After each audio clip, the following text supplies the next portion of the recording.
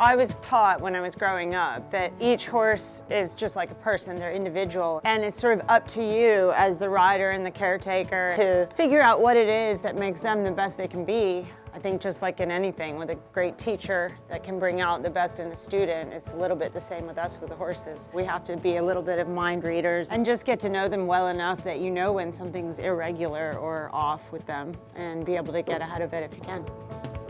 What do I look for in a horse? I look for their eyes, big, beautiful, bright, intelligent-looking eyes like she has. I grew up riding American thoroughbreds. I tend to gravitate towards the lighter horse. I think leading up to a competition, you'll have been working with the horse day in and day out probably. It's important for me to feel that the horse is the same, what I'm used to. If the horse is a little bit fresh or a little bit lethargic, as long as that's normal, then that's fine. I think what you don't want is to have a sudden change in temperament or in attitude towards what their job is. Some of the things that are fairly straightforward are the feeding and supplement programs that we have. The things that we can do that we know are proven. It's not that they say, oh wow, I really like that food, give me more of that. We have to know how their reaction is, and with a company like Red Mills, there's so much history behind them and so much data that it's pretty much a given that whatever we're feeding them is based on what they need, and it works for them. I'm really fortunate right now to have a great couple of teams behind me. My sister, Mary Elizabeth, who's worked alongside of me for decades. Two apprentice riders, Julie Wells from the United States and Charlie Jones, who's from England and is Nick Skelton's nephew. A team of horses, I've got really some exciting young ones coming along. This one in particular, she's 7 years old and her name is Celeste. I've got another 7-year-old named Diadem Dutat. So both of those I'm really excited about. I have an 8-year-old that I think is gonna move up into hopefully the 5-star Grand Prix next year named Goldwyn.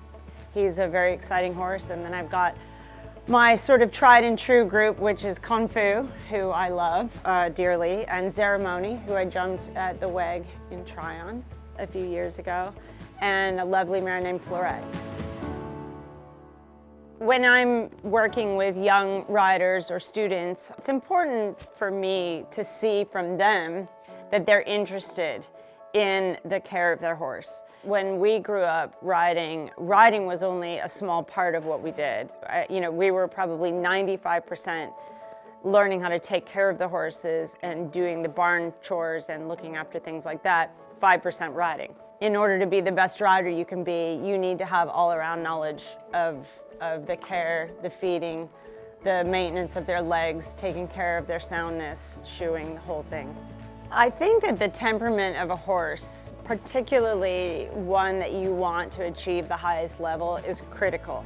It's not difficult to pick out a horse that jumps well, that's balanced, but I think at the end, when they have to walk in the ring in Aachen, or they have to walk into the ring at the Olympic Games, it's all about their mindset. They have that kind of confidence and that sort of an ego that they're tough. The little horse that I rode, Cedric, he should have never done what he did. He's tiny and he was afraid of everything, and yet when he went into the ring at the Olympic Games, he took it on like he was big star.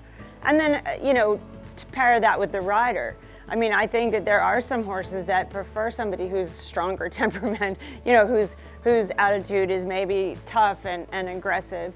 And then there are a lot of horses who want a rider who's sympathetic and quiet and patient. So again, that goes back to the matching of the horse and the rider and having the best possible combination.